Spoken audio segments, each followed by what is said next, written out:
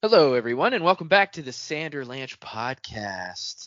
Today we are talking about Warbreaker, chapter 4, 5, 6, and 7. Wherein Ciri arrives at Tetalier. She sees some lifeless for the first time. Colors are everywhere. She travels through the city into the area of the returned god folk, and she is told that she's already married.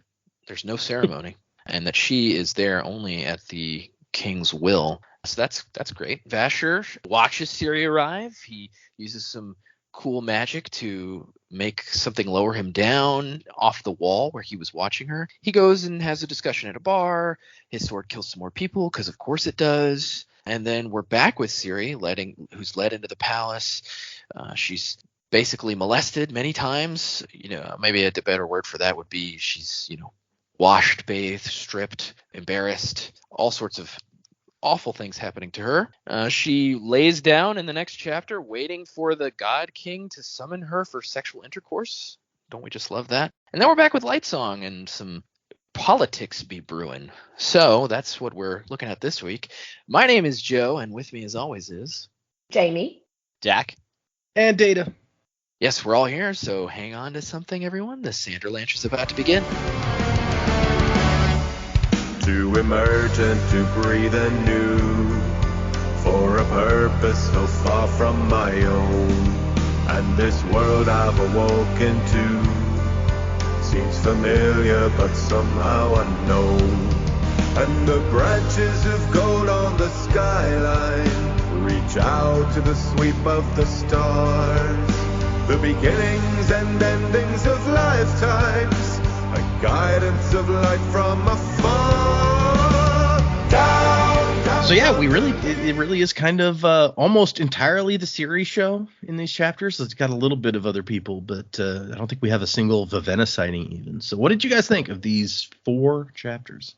I'm definitely intrigued by these chapters. The Ciri stuff was sad. I was telling Data that before the podcast. I was like, I think everything that's happening to her right now is just sad, and it continues to be sad. And so there were some cool things that we found out about powers and the world at large in this section. So that was fun. So yeah, Vasher, I mean, he seems like an interesting guy. Definitely want to know more. Nightblood seems like a crazy sword that just wants to kill people. So that's interesting. And then yeah, we meet some new characters. Another returned person, a lady who's into politicking, I guess. A little concerned about her future and the rule that they have there in Hallandren, in Tetalier. And so without getting into specifics, I feel like I can just say that, yeah, this is cool. I like everything so far. I was getting a very positive sense when I was reading these chapters that I think I'm really going to enjoy this book. And so I'm excited to see if that holds. Some of the previous books we've read, none of them are bad, but some of the previous books I've read, it's been kind of a slog, but I'm really enjoying reading this so far. So that's a good sign. Yeah, I'm going to call that a better sign than the opposite, at least. So that's sure. Yeah. Well of Ascension, I was in for a penny in for a pound at that point, but I honestly would have to say that if I had picked up Well of Ascension after reading the first book on my own without the podcast, I probably would have been like, I don't care anymore. I'm just putting this book down. So yeah, this is definitely putting the intrigue in my brain. So I'm excited. Yeah, there's lots of little things happening. You got the beginning of us exploring some of the politics of the court of the returned gods, with not only with Lightsong and Blushweaver, but a little bit with Vasher even, where he's talking to one of these priests. So there's some stuff happening. Yeah, so I would agree. I'm still really liking this book. Yeah, I think I'm enjoying it. So I'm really liking these chapters too. I think this book is quite cool. I like that we're being drip-fed information, but not it's not too slowly. So I'm interested in what's happening next, but I don't feel like I'm so overwhelmed by the information. Oh gosh, I feel for Ciri. Holy moly. That's horrific to have not been prepared for any of it, to then be thrown into exactly what you were fearing and then probably 10 times worse. That poor girl. And now, I don't know, I think I had this like thought that maybe he wouldn't be as awful as everyone was saying, but I feel like maybe he is going to be. I don't know why I go into these things thinking that someone might actually be a good person and it was all kind of for nothing. But yeah, he really does seem like scum. But I enjoy her stubbornness. It's like, you know what? I can out-stubborn you. This is all right. I will do this. Like, she should never have to be in that position anyway, but I feel, not that we know too much about Vivenna, but I don't know that she would have been able to handle that. Like, I feel like all the preparation in the world actually wouldn't make you okay with that situation. So that's a thing. Lightsong and his dream, again, being brought up, that's going to play into it somehow, for sure. It never even occurred to me that Returned could be female as well. So I don't know why. I just assumed they were gods and, you know, this god being a bit of a dick. Well, not Lightsong, the other guy, the main one, the God King. I just thought it would be beneath him to have Returned that are women. Just doesn't seem like a thing that he'd want. But anyway, it was interesting to see her show up. But I'm definitely interested to learn more about Lightsong. I think him and maybe, I don't know whether we'll get into his past life or not, but that sounds cool. I love the relationship he's got with Scoot. They just seem like they're always fun to read together. Yeah, good. Enjoyed it. Excited where it's going. Oh, Nightblood, that sword. He's a bit crazy. I'm gonna go with he, but yeah, that sword is insane. I like that you mentioned, because it's one of the first things that always comes to my mind reading this part of the book is like, we see how Ciri is doing and we know Vivenna is the one who is supposed to be here. So I'm always like, how would Vivenna have handled the same thing with her like 22 years of preparation? Would she have been expecting to like have to kneel on the floor for hours on end, or would she just? She seems a lot more proud than Ciri, so I'm just like, I also think maybe you're right. Maybe this is not the kind of thing that she would handle well. Yeah, but also we don't know what she was taught. Like, maybe she was fully prepared for it. Maybe she practiced being just so quiet and in the background and not looking at anyone. Like, when was it Bluefingers is like, you know all the protocols, like you know what to do, and it's like, no you don't. Okay, excellent. We haven't had 22 years to basically beat it out of you that you can't look at him or anything like that. Now this girl is just in there absolutely terrified. Vivenna's now going to come after her based on what we read last week, so maybe she would be strong enough. I don't know, but I just feel like her character, what we sort of met of her first, she's too soft, but maybe she is super strong. I don't know. I like the idea that they have like a whole book of protocols or something, and they sent it to Idris to be like, you guys need to read this before you send a girl here. Just, this is important stuff. But also, wouldn't you then like be like, maybe there's another way?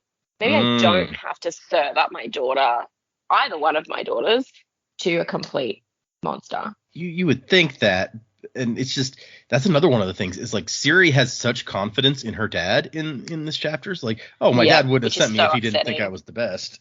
Maybe he thinks I'll be able to, make the difference here. Maybe I'm the stronger one. Maybe, it's like, no, he literally just didn't want to send your sister. Poor child. Yeah. You poor thing. But at least she doesn't know that. Right? Yeah.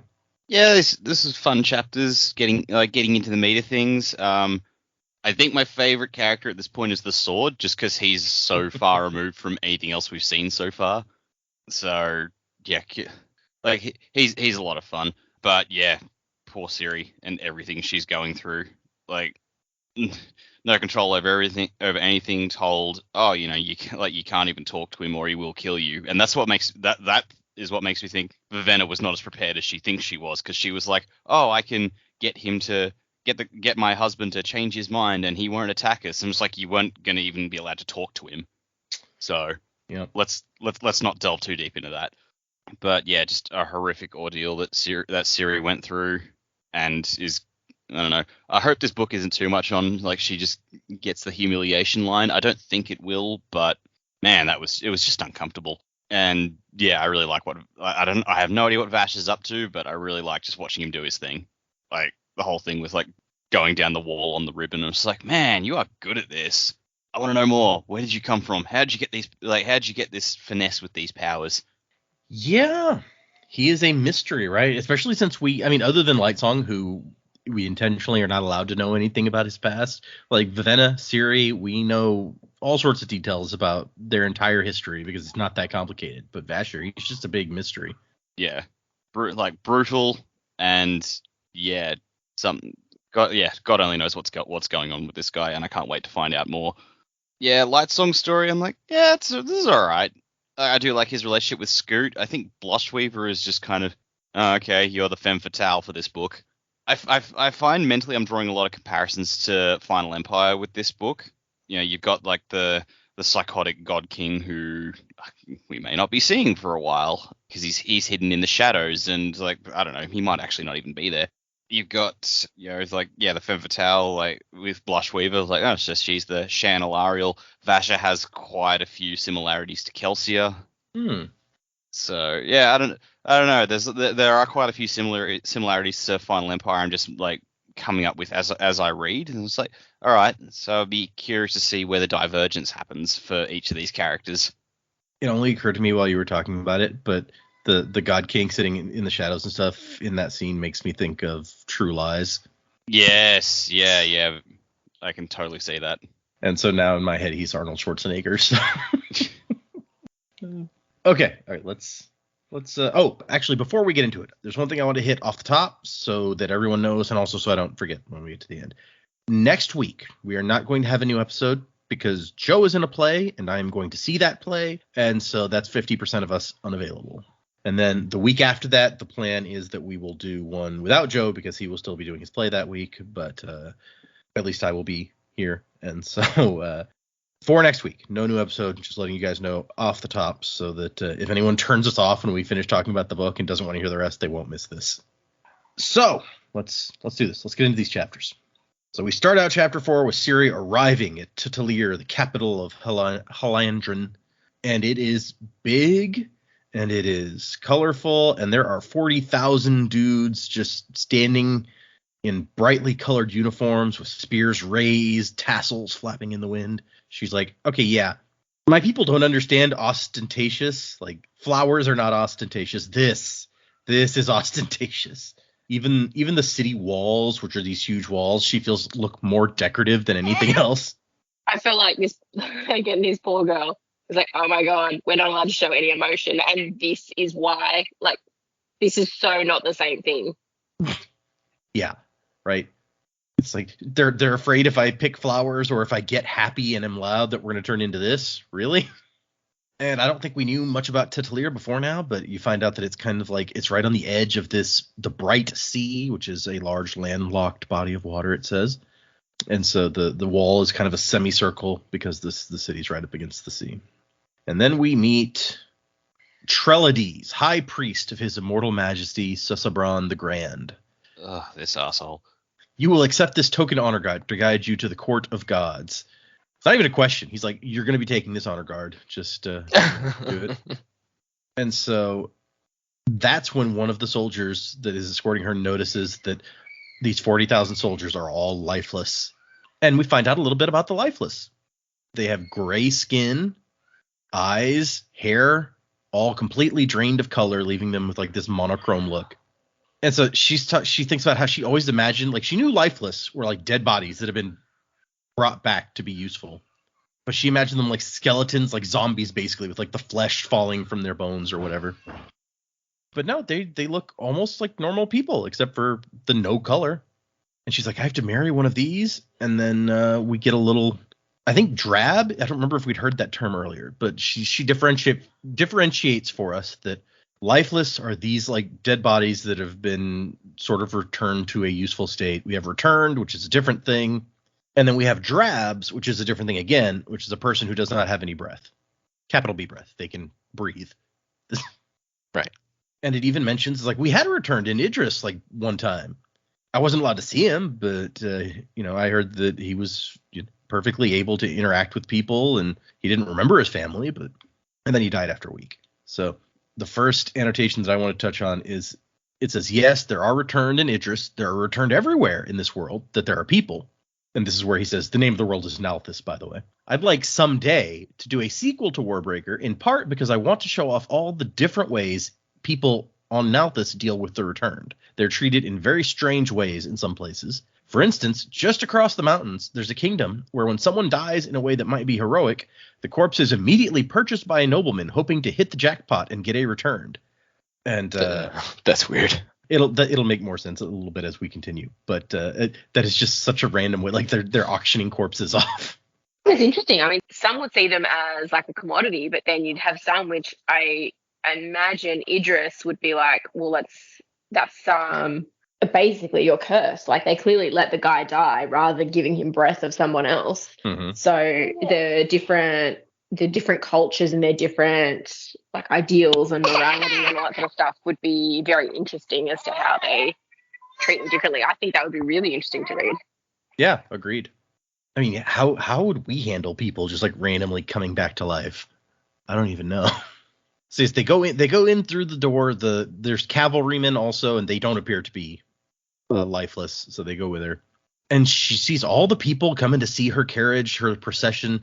They're all dressed in these bright colors, and she's like, if some of these people are poor, I can't tell the difference. Everyone is dressed in like these very bright, nice colors. And this is where she's like, maybe this is why my dad sent me. Like, Vivenna would not fit in here, but I've always been interested in color. So maybe he really thinks that I can do a good job here. And she even, despite the fact that she was like very upset when she first got sent, he's like, is this why for the first time in my life, my father chose me over Vivenna for something? Like she thinks that like she's been favored by her father in a way here, which is exactly the opposite of the truth. She's like, her father was a good king with good instincts. Okay. You keep telling yourself that. Right. And we learned that, we got this big city with a giant wall around it. Within the city, there's a smaller area with a big wall around it. And that's where the court of the gods is. And even when they open the door, there's another wall in front of the door so that no one looking in when the door is open can see what's happening. They're very, very private, these gods. Except apparently in a minute we learn that Vasher can just like get up on the wall and look at what's going on in there and no one does anything about it. Maybe no one notices, except people do notice when he comes back down. So I don't know.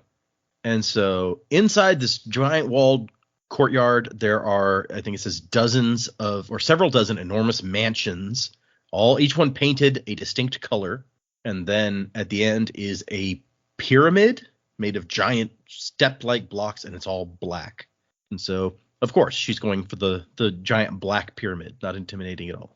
Made me think of Destiny. There's lots of black pyramids in Destiny. Oh, yeah? And okay, so Trelides comes back and he's like, we've arrived, vessel. As soon as we enter the building, you will be prepared and taken to your husband. And she's like, wait, so is there not like a ceremony or something?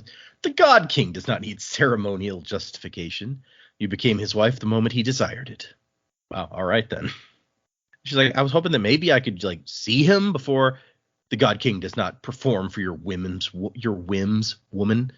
You are blessed above all others, for you will be allowed to touch him, if only at his discretion. Do not pretend that you are anything other than you are. So this is very, like literal objectification, because they're like calling her vessel and they're like, you just do whatever he wants. Yeah, this is great. This is what she wanted, I think. Yeah. And he's like, you do whatever he tells you to, or he wants you to do. And if you don't, then you'll be put aside and somebody else will be chosen. And I think that might bode unfavorably for your rebel friends in the Highlands. So he's very straightforward with his threats. And that's when Vasher, who is standing up on the walls, thinks like this is going to complicate things. And Nightblood, who's apparently up on politics, is just like, so the rebels sent a princess. That didn't change your plans, which we still don't get. We're not allowed to know his plans, but he has some plans, apparently. And Vasher thinks that I doubt we'll be able to get through this without dealing with her. He hadn't believed the Idrians would actually send royal blood back to Talir. They'd given up a pawn of terrible value. And I don't think, based on what we know about the political situation, it seems all that valuable, but we're going to learn more. And so he commands a banner or tapestry to lower me, and awakens it it says hundreds of breaths, because it's not in human form at all. But when it awakens and picks him up and lowers him, it looks like a human hand. If you look closely, you can even see like what looks like muscles and veins outlined. And then he takes his breath back once he's back in the street. And we get this thing about like, people notice when you have a giant tapestry lower you from the top of a wall in the middle of the city. But it's not that strange for Talir. Men with upwards of 1,000 breaths were uncommon, but not unheard of. And so he's like, I'm going to get noticed here, which I'm not a huge fan of, but I got to get used to it again. He has a rope that he wears as a belt, tied several times around his waist. I like that note. But the sword does stick out a little bit, and he's like, man, maybe I need to put this back in the pack. And Nightblood's like, no, you don't. Don't even think about that. I need fresh air and sunlight. And he's like, you're a sword. And he had things like, Nightblood was smart enough to realize he was not a person, but he didn't like being confronted with that fact. Oh, don't tell me that. I'm not a sword. I'm a real boy. You're a sword. You're a cigarette. And so he goes to a restaurant, and we got to think about how restaurants are a thing, and they're not in a lot of places. And he sets his sword down, and it says the sword was stolen within a minute of him letting go of it. But he just ignores that as the waiter brings him his warm tea. And then we meet a priest. Joke's on you, assholes. Yeah, no shit. We meet a priest of Bright Vision the True, who shows up, and Vasher has some sort of dirt on this guy, and he's forcing him to give him information. But Bebed, the priest, is not providing a whole lot of information, at least not as far as Vasher is concerned. And he's like, I took an oath. I can't, tell you the secrets about the court of the gods. And he's like, Vasher's like, get off it. Like, everyone knows that the return can't so much as look at each other without half the city learning about it within an hour. And so there are rumors that something is going on here beyond normal court politics. There's a faction among the court that is pushing for war with Idris. And this particular priest is like, I can't imagine why. And Vasher's like, well, I mean, it makes lots of sense. It's like, Halandrin has reason to go up there and kill those people. They were called rebels, but those rebels were the true Halandrin royal family. Any good monarch knew that the first thing you did to stabilize your throne was to execute anyone who had a better claim to it than you did. But Bebed does not think that the war would go as simply as some parties are making it out to be. He's like, Idris has allies, and they won't be easy to beat. And what people are saying is going to be an easy victory could spin out into another many war. Do you want that? Thousands upon thousands dead, kingdoms falling to never rise again. Also, we can grab a little bit of frozen land nobody really wants. And so it's interesting, like, these different perspectives, because we heard the Idris perspective before, where they don't want to fight, but they are certain that there is a war coming, and all they can do is, like, hold it off long enough to try to prepare. Whereas this priest is like, why would we want to waste time and energy on that? Like, we don't get anything that's worth the trouble that it would take. This isn't about money, it's about fear. People in the court talk about what might happen if the Adrians cut off the passes, or what may happen if they let enemies slip through. If it were about money, we'd never go to war. Halandrin thrives on its dye and textiles trade. And do you think that would boom during a war? We'd be lucky not to suffer full economic collapse. So yeah, war would not be great for Halandrin, according to this guy. And Idris certainly doesn't think it would be good for them. So why are we having a war? Sounds like the threat of war is just a good way to keep people in check. Might be. And so Vasher's like, I don't really care about your economics. Like, all right, yeah, I forgot who I was talking to. What do you want? And Vasher wants to know about the rebels within the city. And Bebed's like, I really can't tell you much about that. And he's like, well, what about the factions that you mentioned, the ones that are pushing for war? And Bebed says, I won't help you enrage the... And Vasher's like, don't presume to tell me what to do. Just give me the information. And he's like, I don't really know. My lady isn't interested in those kind of politics. I don't move in the right circles. Maybe one of Mercy Star's priests could let you know, or you could try Bluefingers. He's the High Palace Steward, head of the scribes, and he pretty much runs the court. If anyone knew about that faction, it will be him. And we're going to meet Bluefingers shortly. So, and Vasher leaves, tells the guy, pay the waiter when you leave, and takes off. And he can feel a darkness as he goes outside, and he turns down an alley, and there's Nightblood still sheathed, sticking from the chest of the thief who had stolen him, with another guy dead in the alley. And he goes to get him, and Nightblood chastises him. Like, you lost your temper. I thought you were going to work on that. I guess I'm relapsing. I don't think you ever unlapsed. That's not a word. Their conversation, Nightblood is so much fun. And Nightblood's like, I mean, you talk to that guy a lot. That's not really how I would have handled it. Like, well, yeah, I mean, your way would end up with more corpses. And Nightblood says, well, I am a sword. May as well stick with what I'm good at.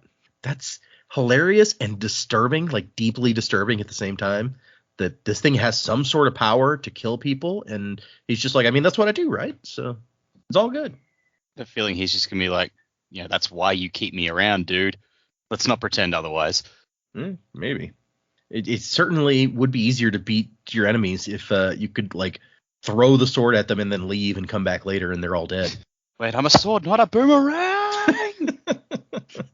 And so we cut to Lightsong and Scoot, and they're having a discussion about their new queen. It's apparently been 30 years since there was a queen in the court of the gods. I like Larimar's like, she's only 17 years old. I can't imagine being married to the God King at her age. And Lightsong, I can't imagine you being married to the God King at any age, Scoot. So there's one little thing about Lightsong that I was going to read out of the annotations. It's that one of the inspirations that Brandon had is that he wanted a character that would fit into an Oscar Wilde play. He says, I'm a big fan of Wilde's work, particularly the comedies, and I've always admired how he can have someone be glib and verbally dexterous without coming across as a jerk. He's like, that kind of character works differently in a play than in a book. Like in a book, you need like depth and character arcs that you don't have in a play. But that was sort of one of the genesis points of Lightsong. He wanted this Oscar Wilde type character. It's a very specific thought. Right? I know. And then he starts to think more about, like, something starts coming to him about his dream. He thinks about, like, sailing, he can smell the sea, and then he remembers that it was red. The sea was red because it was reflecting Tutelier engulfed in flames. Also, the boat was on fire. And he doesn't tell Larimar, the guy in charge of writing down his dreams, because they might have potential prophetic ramifications. He thinks, yeah, I'll tell him about it tomorrow. And I was just like, this seems maybe a little bit important. Maybe you should mention it. But who knows? Maybe their dreams aren't actually in any way prophetic. Like, just be what they tell them. Although they're so interested in getting the dreams, I feel like they must be getting something out of them. And Lightsong has a line where he's like, I hate politics so much. Do you think I could bribe one of the other gods to take control of my lifeless commands? And Larimar's like, I doubt that would be wise. It's all part of my master plan to ensure I become totally and redundantly useless. Redundantly useless? Well, yeah, I mean, regular uselessness isn't enough. I am, after all, a god. War, in my divine opinion, is even worse than politics. Some say the two are the same, Your Grace. Nonsense. War is far worse. At least where politics is going on, there are usually nice hors d'oeuvres. I do like Lightsong's flippantness. And then he shows that maybe he does know a little bit about the politics of what's going on, because he's like, here's the thing. The Idrians don't think of themselves as rebels. They're not sitting up there waiting to come back and take the city. This isn't where they live. This isn't their home any longer. Apparently, it hasn't been for like 300 years. So that's what we find out later. And Larimar's like, okay, but what about the Idrian dissidents that are supposedly in the city, rousing people against the court of the gods? And Lightsong's like, that's just rumors. So when I'm proven wrong and the underprivileged masses storm the palace and burn me at the stake, I'll be sure to inform them that you were right all along. You'll get the last laugh, or, well, maybe the last scream, since you'll probably be tied up beside me. We find out Lightsong cannot get drunk, but he keeps drinking the wine anyway. I'm very good at pretending, he says, and that's the end of that chapter. We cut back to Ciri, who gets out of the carriage, so not long after we last saw her, and she sends her soldiers back to Idris. She's like, there's nothing more you can do for me here. And now she's all alone. And they begin preparing her. And it's just so bizarre to me that, like, they lead her into the maroon room where everything is maroon. And there's tubs with warm water, and the women start taking her clothes off, and she kind of fights them, and they're surprised at first, and then they just get more aggressive about it. And they're like, no, we're getting these clothes off, damn it. And then they wait for her to get into the water, and she's like, oh, good, I'll be allowed to wash myself. And then several of them get in, fully clothed, to start washing her. And it's just such a bizarre scene to me. And then all of a sudden, there's a dude here who's like, oh, good, we're right on schedule. And she freaks out. Is something wrong? I'm bathing. Yeah, I believe I can tell that. But why are you watching? And he's like, confused. He's like, what? I'm a royal servant. I'm beneath your. Oh, right. You're from Idris. Y'all are all like prudes. I get it. It's fine. Ladies, splash around and make more bubbles. Which in reality, it's like, even if you're not a prude, I don't get his argument. I guess the argument is, I'm so far beneath you, you shouldn't take notice of me looking at you because it doesn't matter. But like, in all reality, I don't know. I see this as a weird cultural thing that's specific to them, because would you want servants to look at you naked even if they were way beneath you? I feel like you still wouldn't, but whatever. I mean, I wouldn't. It's actually okay to want to bathe privately. That's a completely normal thing. Poor girl. Yeah, I mean, how outrageous of her to be like, I can wash myself. No, you need 5 other women in the tub with you washing you, and dudes just standing there talking. It would not do to keep the God King waiting on his wedding day, he tells her. As you might guess, we're on a very tight schedule. She's like, who are you? And he says, my name is Haverseth, but everyone calls me Blue Fingers, and he holds up his hands are stained with blue ink from all the scribing he does. I make sure everyone stays on schedule and does what they're supposed to. They're getting a gown ready for you. I presume you've been taught the proper method of treating his immortal majesty, which, yeah, you guys mentioned this earlier, but is one of my favorite moments where she looks at him and she's like, I mean, they probably did teach me, but I don't remember because I wasn't paying any attention. And he figures it out very quickly from her expression. He's like, oh, okay, this is going to be interesting then. Let me give you some suggestions, not instructions, because as he mentions, she's really far above him. He's not going to tell her what to do exactly, but he's going to suggest. So basically, the God King, his will is law. He doesn't need to justify anything. All of our lives he could have if he felt like it. You're not allowed to talk to him, okay? She's like, I can't talk to my husband? No, none of us are allowed to talk to him. And apparently he doesn't do that much like king stuff. It says the day-to-day governance is below his notice. The Council of the Gods handles that sort of thing. So what even is the point? Right, exactly. It is unconventional that you are allowed to touch him. She's like, I mean, we're going to be having sex, so probably. And he's like, yeah, I mean, it's weird. Just try not to touch him too much. So, you can touch him, just not too much. If you speak directly to the God King, he will order you executed. I like how there's no question to him about that. It's not like he'll probably do that or he might do that. It's like, no, if you speak directly to him, he's going to execute you. It sounds like this is something he's seen before, but that could just be my guess. Because, yeah, he does seem so certain. The doctrines teach that the earth itself is too base for him. He is one who achieved transcendence before he was even born and then returned to bring his people blessings and visions. But how? If no one can talk to him or touch him or interact with him in any form, does he just write down his visions and give them to Blue Fingers? Like, I'm so confused. You're so divine and you can sit there and do all these things. Yeah. But there's no way of it happening. This is a terrific question. Yeah. Sir, we've received another message by a royal paper airplane.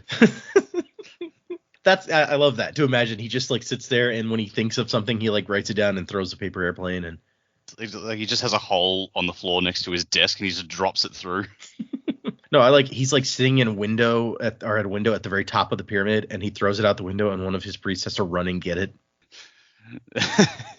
He gets really angry and starts murdering people. And they're just like, why? What have we done to piss him off? We didn't meet one of his demands. It was a very breezy day. The plane blew away. We couldn't catch it in time. It blew out to sea. Yep.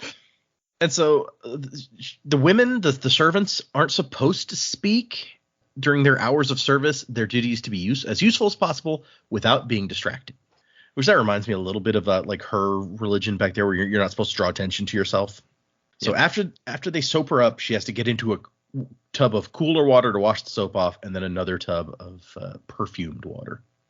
He's like, I mean, if you'd rather, we can have a masseuse rub the perfume into your body, but we have time constraints. So there's always that option. Yeah.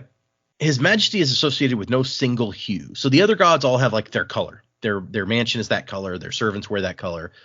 All the colors go to the God King. So he just, as they start progressing through rooms, they go from the maroon room to like, what is the next room? It's like a different color. It's like a yellow room or something. Yeah. Like really bright yellow. So it seems like the most bizarre, bright yellow. It's the most bizarre palace or pyramid or whatever, where you, once again, hallways are for poor people. So they go from room to room and each room is one color. And just vastly different, like maroon to yellow. It's just like a big weird shift from as you move between rooms. Sounds like someone could have used an interior designer to really work on a nice way of tying the colors together in a room rather than needing the rooms to be all different colors. I was renting a house a few years ago, and no joke, each room had a color theme. And yeah, the kitchen was like bright yellow, bathroom was green. It was just, I don't know what they were thinking. It was something. Yeah. I had a friend who decided they were going to paint their house, and they kind of did that where like the little girl's room was pink, but it had like they used some sponges to do like textured trees on the wall in that room, which made sense. It was a little girl's room. The office was a green color, and then the living room they made a not like super bright, not like neon yellow, but a pretty bright yellow. And so they spend a couple days painting the entirety of the living room in this yellow color. And after it's all done, she stands back and looks at it and goes, "No, I don't like it. We're gonna repaint this one." Oh no. I definitely think rooms can have their own color and their own features, and that's fine. But it's the garishness of this place that we saw was just out of control. It is kind of out of control. And then we back to the yellow room. They start trying to comb her hair after it's been washed, and it's a lot of snarls and stuff. So she's like, just cut it off. And one of them actually speaks for the first time, like, "Vessel?" They say, "No, cut it off. It's fine." And so not only does her hair change colors with her emotions, but she can make it grow. And this was weird to me. I mean, obviously we're supposed to be shocked as readers at this point because we've had nobody's told us that this is a thing. But it's like you might tell them before you have them shear it off that you can grow it back. Also, I wanted to know how much they cut off because she's like, "Just cut it off," and I'm like, "Wait, how much? All of it? Some of it? None of it? Like just the tangles at the bottom? What are we talking about here?" The God King likes hair. I'm not about to cut off his wife's hair. But has he ever told you he likes hair? Well, yeah, through a paper airplane, yes. We've talked about what sort of misborn powers and all that sort of stuff, and you always get what sort of superpower would you want. Nope, I want to be able to regrow my hair like that. That's my power. Would you care if you had that penalty though, that it would change color with your emotions? I'd take it if I could control it even a little bit. As long as I'm not like in fear all the time, it'd be cool. It'd save a lot of money at the hairdresser. Well, and it sounds like you can learn to control It's the true. color change. Like, if you can keep your emotions in check, you can learn to control that part. Yeah. Also, if I'm terrified for my life, I don't care what color my hair is at that point. Yeah, right. Like, it'll be obvious I'm terrified for my life. I'm not worried about you knowing it. Like, not only would you save money, I feel like you could even make money. It's like, I don't like the hair. Cut it off, sell it to a wig shop, grow it back in a better style. It's true. Yeah. I wonder if it stays the last color that it was when they cut it off, or how that works. That's interesting. Also, I feel like it'd be good for disguises. Like, it's like, oh, today, if you're part of the royal line that's like the black sheep of the family, you decide to be like a thief or something. It's like, today I'm gonna have blonde hair and it's gonna be this long and I'm gonna be doing these things. I wonder if the men can do that with like their facial hair. Oh, that's a good question. That would help with the disguise. You'd grow a big beard all of a sudden. Yeah, or what if Ciri's like, I don't want the God King to touch me today. I'm gonna grow my leg hair out really long. It's just like a Chewbacca walking down the street. It's like, oh my God, is that a Wookiee? Nah, that's just someone who just wanted to grow all the hair. No, that's the Queen, man. Oh, another purpose. Could you actually stop it growing?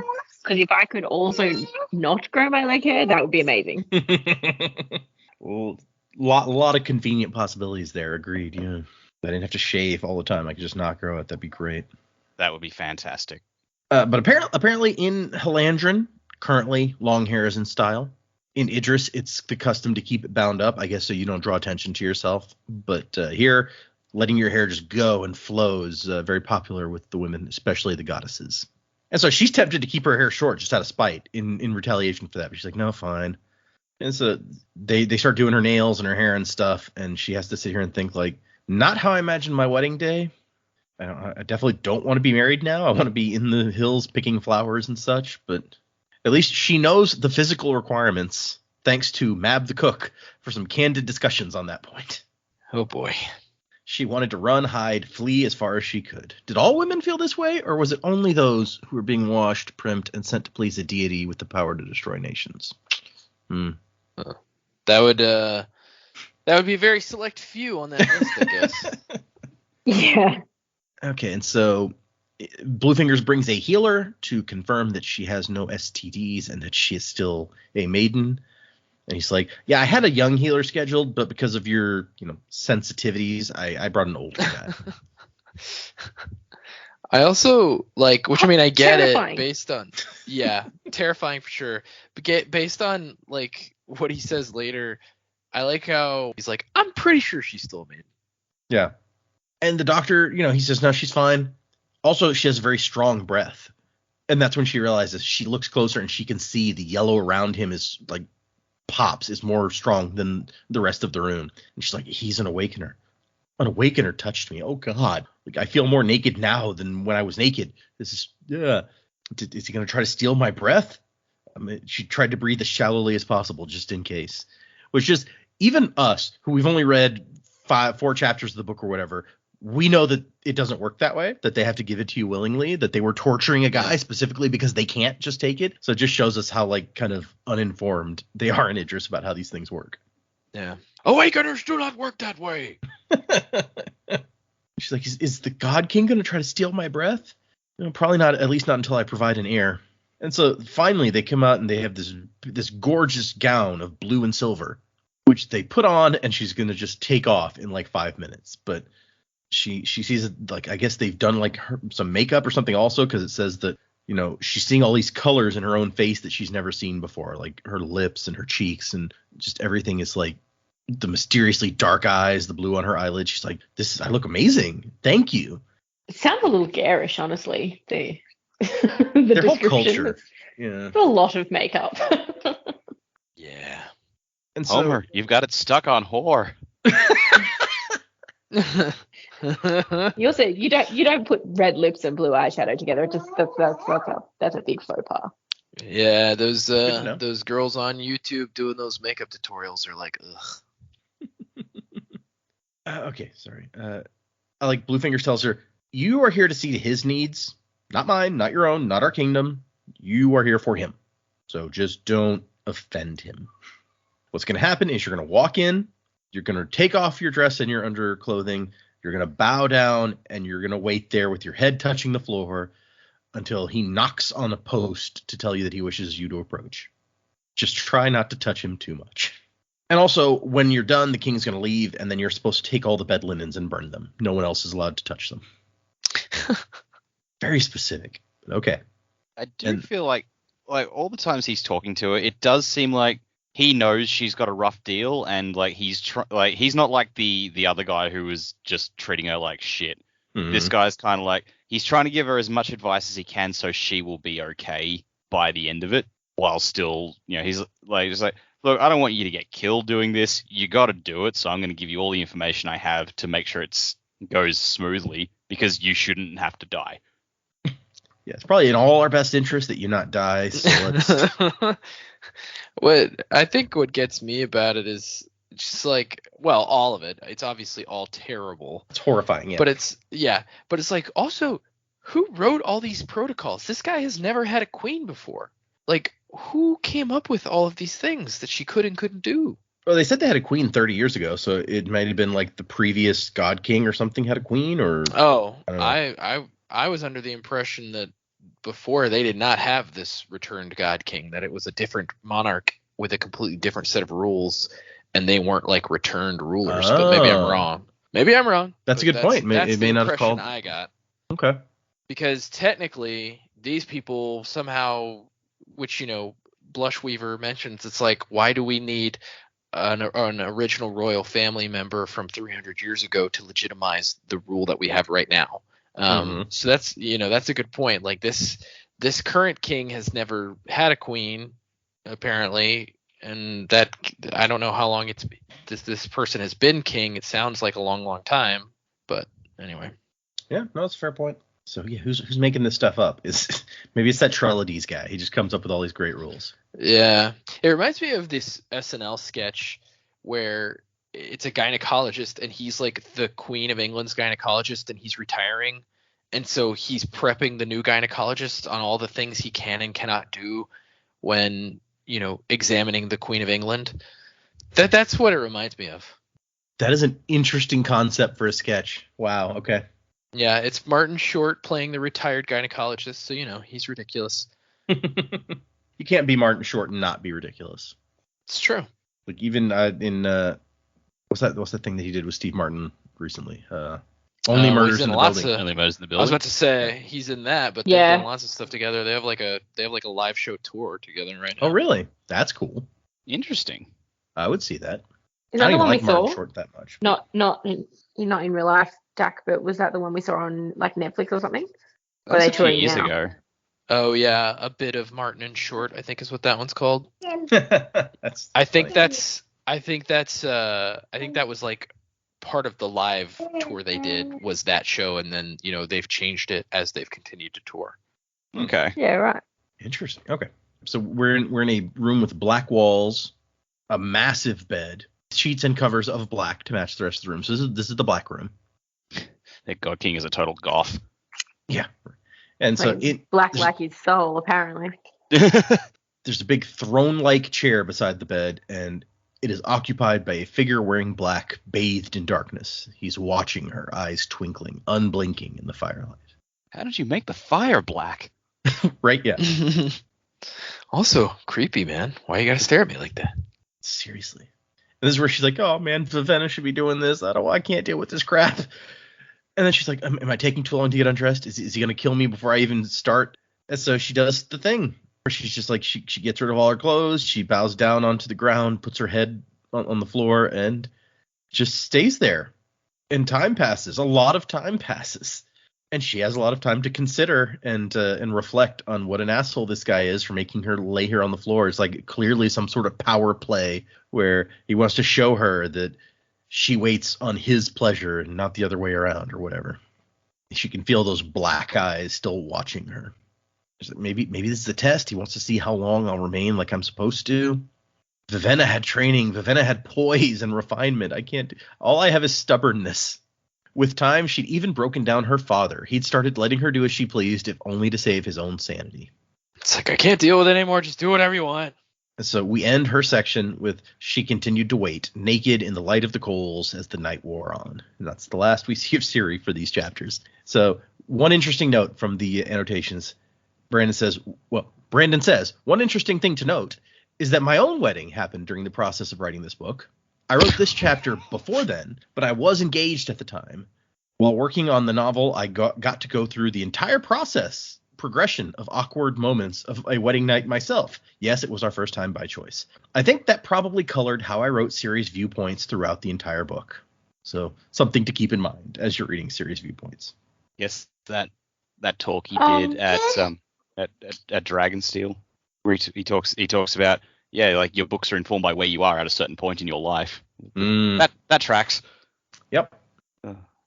He also mentions that, and you guys may have picked up on that whole thing is this whole section is a little bit more explicit than a lot of the stuff that we see from him. We don't see a lot of like nudity and stuff in his books so far, or even that much talk about sex.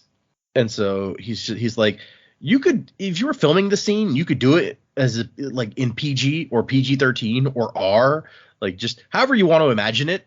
But yeah, he usually shies away from that kind of thing a little bit. So we cut to Lightsong, who there's a big ass party happening because it's the God King's wedding day. Everyone's celebrating inside the Court of the Gods and outside. And in the Court of the Gods, the way it works is they call in all these different sort of entertainers. And then they set them over on the side, and the gods are like, I want that. And those guys come over and entertain the god in front of their palace until they get tired of him and they call somebody else. So right now he's got some fireworks dudes here, and they're shooting off fireworks to entertain him. And he's like, oh yeah, this is good. And he has to like give them some encouragement, like smile at them. It's like, okay, I want you guys to feel good, like you're entertaining me. He goes, you have pleased me. It's such a weird like. It's like you're doing this for me, but then I'm doing this for you to make you feel good about you doing this for me. It's just like the dynamic is just awkward. It's like, why can't we all just, agree that you're doing a good job, and I'm just gonna sit here and watch you. You don't have to like worry about it. You're doing a good job. I feel like he's probably we don't know any of the other gods until we meet Blushweaver here, but I feel like he's probably different from the other ones to some degree, at least, in that he cares about how these guys feel. Yeah, I know it hasn't been revealed, and maybe it will, maybe it won't. But I'm interested to know how they get their like titles, as far as like she calls Lightsong the god of bravery later. It's like, why? Why is he the god of bravery? Why are you the goddess? Why are you the goddess of honesty? Why? Here is a part from the annotations dealing specifically relating to that question. He says, when developing the court of the gods, I wanted to design something that felt a little like a Greek pantheon, or rather a constructed one. Everyone is given their portfolio by the priests after they return. Blushweaver was given the portfolio of honesty and interpersonal relations, and over the 15 years of her rule, she's become one of the most dynamic figures in the court. Few remember it anymore, but she was successful at having her name changed during her first year. She used to be Blushweaver the Honest, and she became Blushweaver the Beautiful through a campaign and some clever politicking. When they realized she wasn't honest. Could be. Yeah. She wasn't bitch honest a liar. enough, so yeah. And, we just figured she's pretty. Let's just give her that. And Lightsong told us in the previous section that like the position they're giving, like him being the god of bravery, was supposedly related in some way to how he died. Because he was like, yeah, they say that the way I died was exemplified bravery in some way. And so I guess theoretically the way she died exemplified honesty. It's like she committed a crime and she said, yep, I did that thing. And then they killed her for it. And then she came back. Yeah, maybe. And so Scoot shows up and he's like, hey, are you enjoying the festivities, Your Grace? And Lightsong's like, I mean, yeah, I'm positively infested with them. What are you doing here? You should be out with your family. He's like, well, I just want to make sure everything was okay. You're giving me a headache, Scoot. You can't get headaches, Your Grace. I assume the revelry outside the holy prison is nearly as amazing as what we have in here. And he says that there hasn't been a party this amazing, in a festival this grand in decades. Like, then you should be out there enjoying it. Go, be with your family. If there's one thing you can trust me to do all by myself, it's enjoy myself. I like this dynamic between them. It's funny. I really wish that Lightsong would just put it on Front Street, though. He should just be like, when he's like, you're giving me a headache, he should just be like, dude, you're annoying the shit out of me. Just go. I'm good. I actually really like it's like, that's a normal thing. Somebody be like, oh, you're giving me a headache. And Scoot is always there to be like, well, but you're a god. You can't get headaches. It's like, it's an expression. Just go. Yeah, it's an expression for you're annoying the shit out of me. Get out of here. And as he leaves, he's like, that man takes himself far too seriously. Which he's the high priest of one of the gods of his people. I feel like that's probably a position that most people should take seriously. Yeah. Some people don't like it when you take your job seriously. And then here comes a newcomer, a goddess, glossy black hair, pale skin, lushly curvaceous body. Far less clothing than Lightsong did, but that was typical of the court's goddesses. Blushweaver, the Beautiful, goddess of honesty, and Lightsong's like, yeah, this should be interesting. And I like that she's strolling up, and there's like 30 servants following her, along with some priests. And then there's some guys just carrying a couch so that they can put it down, so she can lay on the couch in like this like come hither sort of position. And meanwhile, the fireworks guys are like, oh my gosh, 2 gods now. We have to like double our effort here. And then they have a little back and forth between Blushweaver and Lightsong where she's like, oh, aren't you even going to greet me? And he's like, why would I go and do something rude like that? And then he goes through this whole thing about, you're trying so hard to impress me and like, astound me, stun me with your beauty and your dress and is that makeup on your thighs? And she's like, no, it's like a kind of paint. I had some of my most talented priests painted on there. And he's like, well, if I'm supposed to be stunned and dazzled and dumbfounded, how would I greet you? Well, you've obviously found your tongue now. It was in my mouth, surprisingly. I always forget to check there. I also like that she's just like, so yeah, you want to go do it? And he's like, I mean, not necessarily. I'm kind of in the middle of something. Well, we could do it after. I mean, I guess we could, but nah. And yeah, it's apparently since gods can't have kids, it means that there's actually lots of sex going on. But sometimes between the gods, sometimes between gods and mortals, just whatever.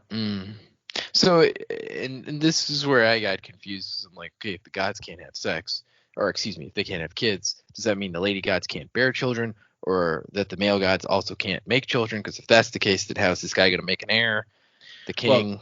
Well, in the last section of chapters we read, it was specifically like he's the only one who can. And Jamie had a theory that maybe like all of the gods were the same as him, and it was kind of a lie that they were believing that they were different in some way. But if so, then Yeah. I mean, If they're having sex it seems to all imply the that they time, can't have kids, yeah, or not imply, it flat out says it. Yeah, if they can't have, if Yeah. they're having sex all the time, somebody would have had an uh-oh by this point. Yeah, right. Surely, yes. I think when I thought that, I was like, they're not really interacting with each other that much. But clearly they are. So. Yep. We learn new things as we go. And he's like, nah, but I mean, I can't sleep with you. I'm too lazy. I can't let people find out that I'm like unlazy enough to do something like that. It's the weirdest excuse ever. It's like, nah, I can't do it because I'm lazy, and that, I mean, what am I gonna do? Not be lazy? It's like, yeah, I mean, it's just it's a whole thing, and she's kind of annoyed. He doesn't want to sleep with her, but also it's like, you slept with Calm Seer, but you ignore me. And he has the thought that Calm Seer was the last honorable return the city has known. Nobody left has a shred of her decency, including me. And that begs the question: what happened to Comseer?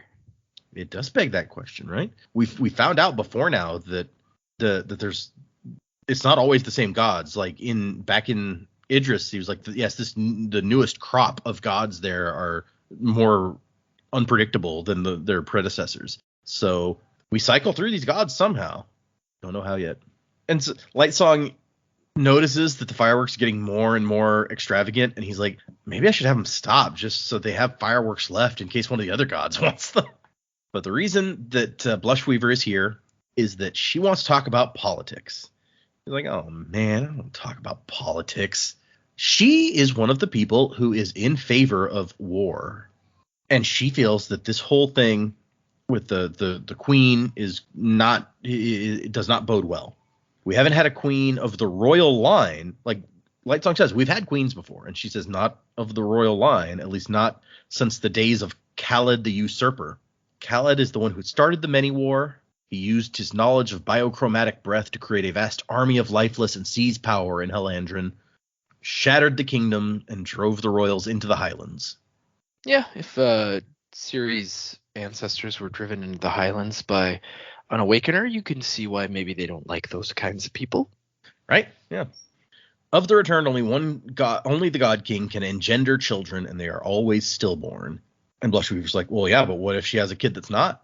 What if she sleeps with somebody else and has a kid? How does that affect the line of succession here? And also, about that whole only the God King can have children and they're always stillborn, the only word that we have for that comes from the priests. And I've heard that there are discrepancies in the records. And why do we need one of them to legitimize our throne anyway? Isn't 300 years of rule by the court of the gods sufficient? And so 300 years ago, the royals ruled, then Khaled, and then after him, Peacegiver. Change can happen just that quickly. I don't intend to find myself caught surprised like the royals were when Khaled seized the throne. Some of us are planning, Lightsong, and you can join us if you wish. And he's like, no, I hate politics. And she's like, you're the god of bravery. We could use your confidence. And he's like, no, I will be completely useless to you. You'll have to stand for something eventually. You're a god to this people. And he says, not by choice. Which, that's fair. He did not pick this. Yep, he was dead, and then he came back, and they're like, you're a god now. And he's like, really? Okay. You don't have to accept a breath from a little kid every week. You pick that. But yeah, that's true. I mean, when the alternative is dying, then I can see why you would do that, even if you were like, I don't really want to be a god necessarily. And she's like, also, do you think I would offer myself to just anyone? He's like, well, yeah, pretty much. Come on, there must be at least 3 of the other gods I wouldn't think of letting touch me. And then she says, enjoy the party. Try to imagine what our king is doing to our legacy up there right now.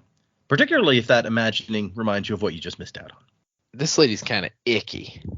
A little bit. Yeah. And so, yeah, Also, that's the end of our section. I know these gods are like, I guess they're still alive, but I don't know.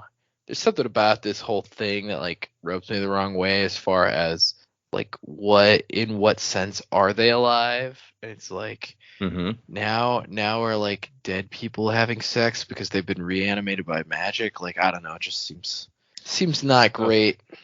When you put it that way, yeah, right. Like, Yeah. that doesn't sound great. Yeah, magic zombie sex? No. Oh, jeez. On that note, Shirt.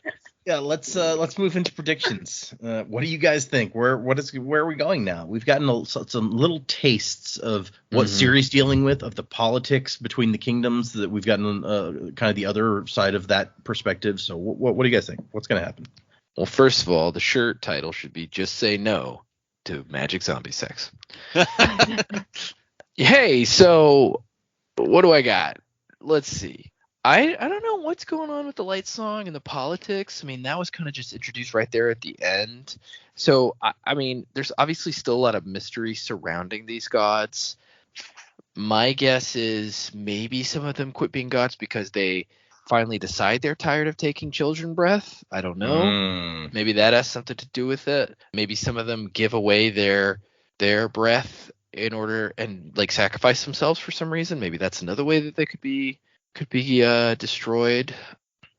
Poor Ciri. Don't know what's going to happen there. Vasher, he's on a mission for something. We don't know what yet. He's probably the most interesting character to me so far, though. He's got the magic sword that talks to him in his mind. It makes me wonder, like, can the sword talk to other people? Can he only talk to Vasher? I'd be interested to know if like they have a connection that allows that to happen, or if the sword could literally talk to anyone. That'd be interesting.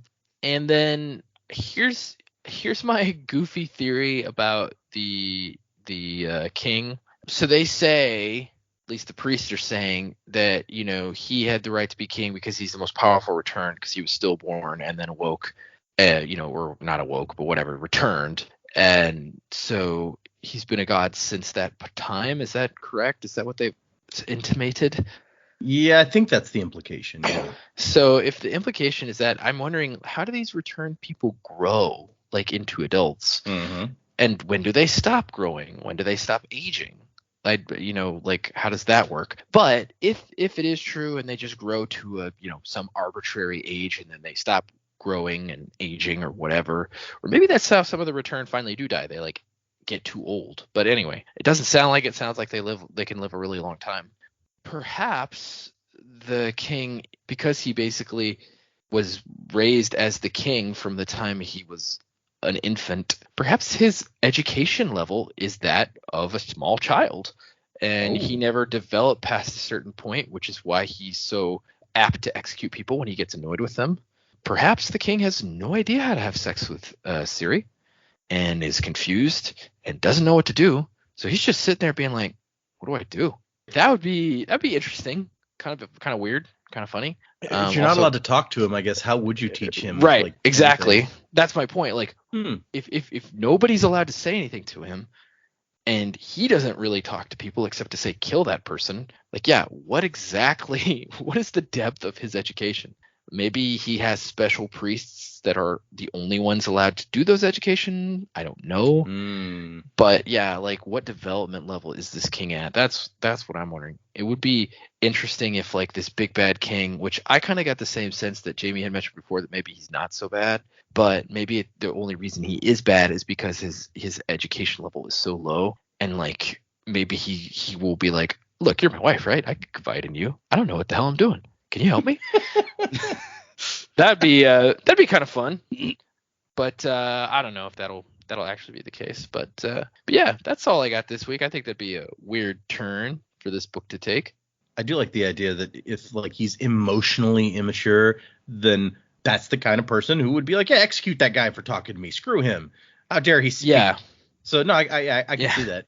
Right. Yeah. But yeah, I mean, if you've never been given any rules because you're the God King, if you've never had to do anything that you didn't want to do, then you would probably grow to be a very spoiled person and not be very. It reminds me of the Twilight Zone episode where the kid like can magic anything, and basically all of the people around him just cater to his every whim, or he'll turn them into like inanimate objects. That's a good thing you did, Bart. A very good thing. Very good thing. Okay, so still pretty early in the book.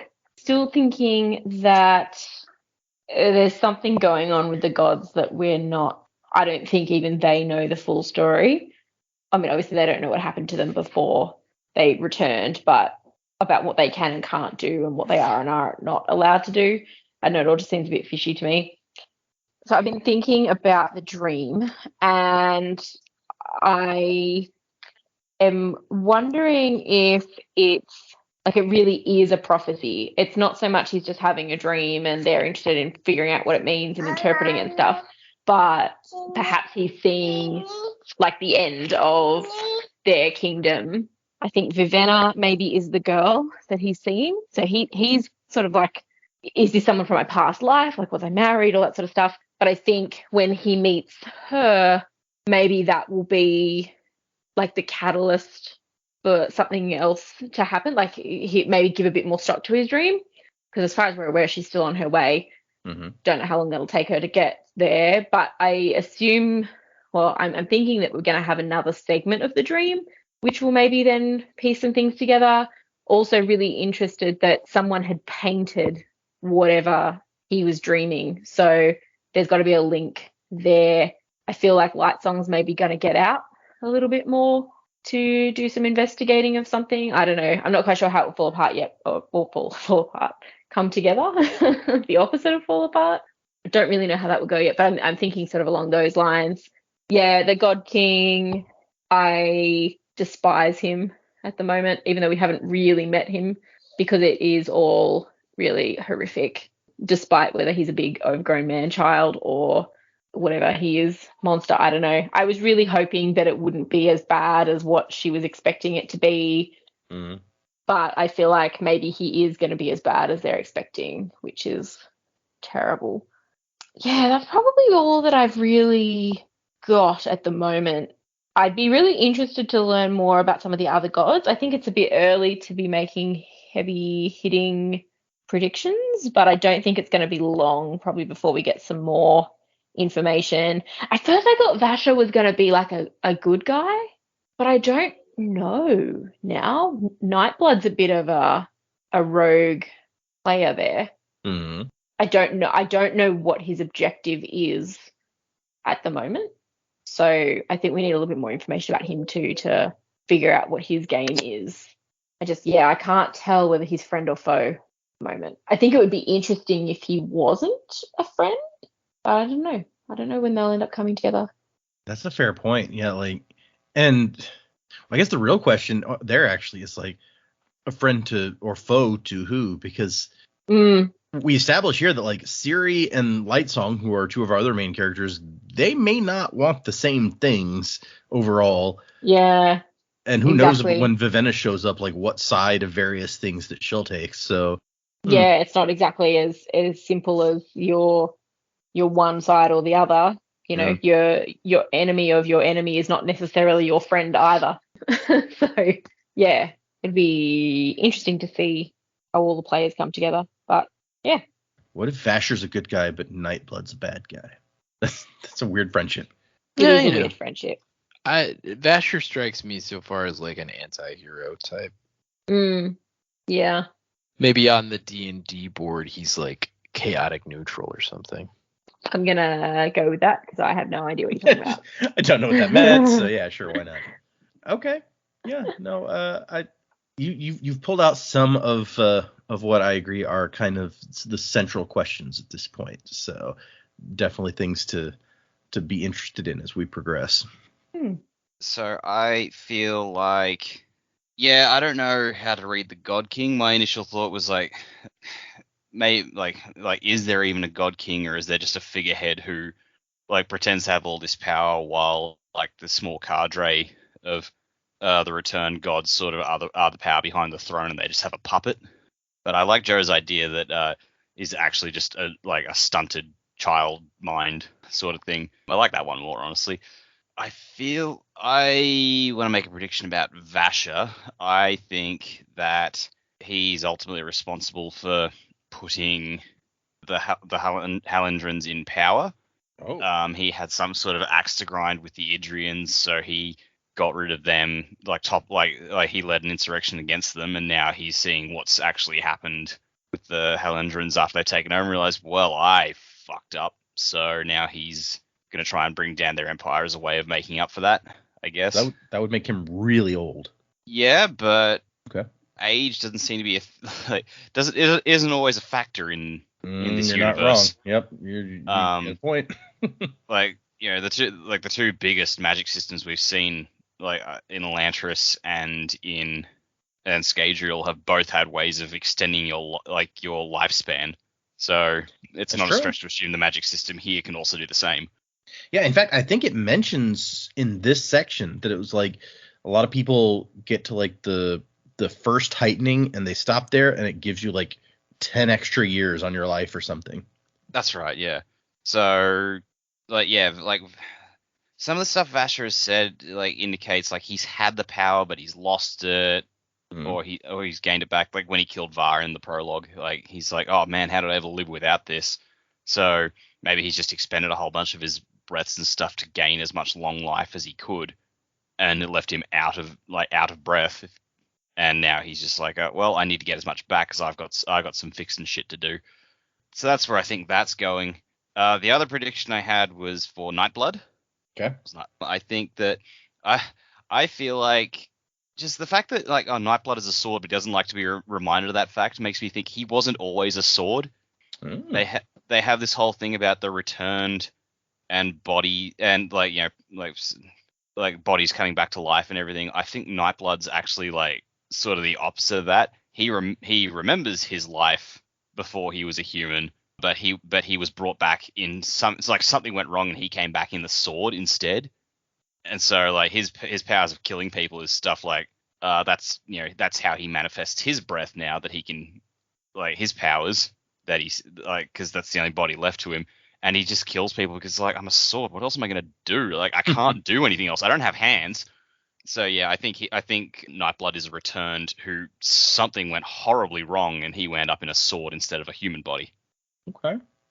I like both of these predictions. These are some big, bold predictions you're pulling out this time. Yep. Volcanoes ahoy. I'm trying to think. So I really like this idea that you've got for Vasher's purpose overall, where it's like he's got something to make up for because he started this, so he's going to try to fix it. How, in your mind, how does he fix the court? I don't know. Okay. Like the obvious answer is burn it down and start over, but that might have been what he did to start with and didn't work out so well. So yeah, I don't know what his end game is. He's like the fact that he was really put off by an Idrian princess coming here sort of leans towards, I'm gonna have to face up to that soon. But his goals ultimately haven't changed. So, but like as to what he's actually gonna do and how he's gonna fix things, I've got no clue at this point. We don't know enough about him really. Right. Other than he seems to be very much I want to work alone, which seems like the atoning kind of thing. Like it's his mess to clean up. Just me and my sword. Yep. Yeah. Me and my annoying talking sword. Who's always just like, hey, we should kill these guys, right? Like, come on. He's not as bad as Ruin in Zane's head, at least. It's true. He's not kill him. Kill that guy. No, kill that guy over there. It's a good point. He does talk about other things. These are some good predictions we've got going for everybody this week. I like it. And that some of what you said even kind of dovetails with a couple of things that Joe was thinking last time. So yeah, you guys are building. I like it. Okay. Speaking of continuing here, I don't know that we were actually. I may have just made that up. For next time, we're gonna read 5 more chapters. That's 8, 9, 10, 11, 12. Remember, there will be no new episode next week, and these 5 chapters we will be doing without Joe. Sorry, Joe. Maybe he'll have time to like write down or record his thoughts real quick and send them. He's done that before. Yeah, maybe so. So 5 chapters for next time. Let's move into. We got a couple emails. We got a couple new patrons. So let's do emails first. The first one is from Isla, who we heard from not that long ago, actually. And she says, Lost Metal Thoughts and White Sands. Hi, DDJJ. Thanks for continuing to put out brilliant episodes. I've really enjoyed listening to everything you've released so far, and I gave you a 5-star review on Podcast Addict. See attached picture for proof. And then let me look at her review. Oh. Her review on Podcast Addict, she did send a picture. A fantastic, fun podcast with 4 people diving deep into Brandon Sanderson's Cosmere. Every episode is full of laughter, crazy, and not so crazy hypotheses, and just a whole lot of good times. Data is a worthy host with a lot of Sanderson knowledge from outside the books themselves and drops in extra tidbits throughout. What a nice review. Thank you for leaving said review. You are a coin shot. Shot through the heart. I don't know why that's the first thing that comes to mind, but Of all things. Yeah. I know, right? So yes, thank you. That is an awesome review. She goes on to say she has thoughts first on the Lost Metal. At first, I was frustrated by this book. From early on, I felt like Brandon had put a lot of effort into redeeming some of Wayne's more negative points, such as his monthly in-person visits to Alriandri, and cleaning up his character. I felt like it was too well telegraphed that Wayne was going to die, whereas in Hero of Ages, my favorite Mistborn book, Sazed as the hero came out of nowhere. Pause to say I don't know that I feel like you guys called Sazed relatively early on, and partly just because of how the epigraphs were phrased, where it's like, I am unfortunately the hero of ages or whatever. But it's been a while since we did those books. So she goes on, however, now that I've reread the book and had a good long think, I've realized that Wayne did some character growth in Bands of Mourning as well, where he gave up on Renette. While he did refuse to put himself in Alriandri's shoes for a long time, who of us can say that we don't do that sometimes? Additionally, while Wayne's death was fairly well signposted, most other aspects of the ending were pure Sanderlanche. I particularly liked Telson saying that if Wax was going to go to that boat, he would end up swimming in the bay. Which, yeah, he sure did end up in the bay. Fortunately, Hoyd was there. And then she says about White Sands. Fortunately, Hoyd was there. That's a phrase I'm going to hang on to, and just like, I wonder if in the future we're going to like start saying, unfortunately, Hoyd was there. I mean, I feel like there's already been times where it's kind of like, oh, what the hell is okay. Like the time he shows up and punches Kelsey. Yeah. Yeah, sexy drifters. He's at it again. About White Sands, she says, it has been fairly easy for me to follow along with the graphic audio version, although, of course, there are some differences. Some of the characters and narration goes into long monologues to tell the listener all about the world, which would certainly not be in the graphic novel. Overall, I think they've done a good adaptation. Looking forward to Warbreaker, which is one of my favorites. So that was from Isla. Thank you, Isla. That was a fun one. Okay, so this one is hold on 1 second. I have to, before I read this one. Oh, geez, that's loud. The hell was that? Yeah. Okay, so I'll explain. Are we being soothed? No, I'll explain. So and, now Data's going to do his piano solo. Yeah. This one is titled "Thank You for an Amazing Podcast," and it is from Joao. It says, "Hi, Sanderlanche crew, Joao from Brazil here. Please do try to pronounce it. Here's a song to help, because I could not find a good short video." So they sent a link to a song, which I then opened to hear how it was pronounced in the song. Wow, I should do that more often. It's like, if you're not sure how to pronounce this, here's a music clip. Yeah. Oh my god, the possibilities. The song is called "Hey Joao," in case anyone wants to go out and find that. Sure. I just wanted to express my gratitude to all of you for the fantastic company you provided while I read the Mistborn series, plus Elantris and other stuff. I absolutely loved listening to your insane theories, especially yours, Dak, as I embarked on my first journey into the Cosmere. The podcast transformed this typically solitary activity into something incredibly social, and even inspired me to join an in-real-life book club in college. Hey! But, yeah, nice. Right? That's cool. If I had to choose the best thing about your show, it would definitely be Jamie and Dak's accents, along with those adorable baby noises. Yes, I know I didn't have to. Pick the day for that one. Right. Well, do we have a show for you? We've gone from adorable baby noises to money, money, money, money. Ariel's not in Aladdin. Less adorable when you've got it for 2 hours straight. And then forever. Yeah. And then forever. Yeah, it's like mine just turned 4 and there's still a lot of daddy, this thing. Yes, okay. Daddy, that's the same thing I just said. Yes, I heard you the first time. It's okay. Yep. Trying to unstack the dishwasher. It's like, Daddy, do some coloring. It's like, can you do it? No, Daddy, do it. Oh, okay. Yep. Even when there's older siblings, it's like, I'm in the middle of cooking dinner. Can you get him some juice? No, I want Daddy to get the juice. Okay. Anyway. Oh, boy. So it goes on. Yes, I know I didn't have to choose the best thing about the show, and that I mentioned 2 best things, but I couldn't resist mentioning the cute baby. Unfortunately, I'll be taking a break from reading Sanderson for now, so I have no idea when I'll listen to you guys again.